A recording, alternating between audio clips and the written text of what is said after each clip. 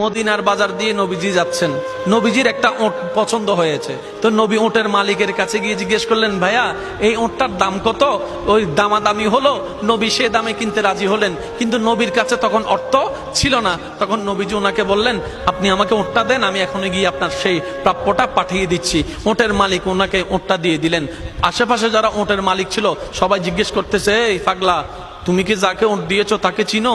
বলে যে না। নাম জানো? বলে যে না। পরিচয় জানো? বলে যে না। ঠিকানা জানো? না। তো তুমি যে ওটটা দিয়ে দিলা, উনি যদি ওটার টাকাটা না ফাটায় তখন তো তুমি লসের মধ্যে চলে যাবা। সে ওটের মালিক বলে, এত সুন্দর নুরানি চেহারাওয়ালা কখনো বাটপার হতে পারে না, কখনো চিটার হতে পারে না, কখনো মিথ্যুক হতে পারে না।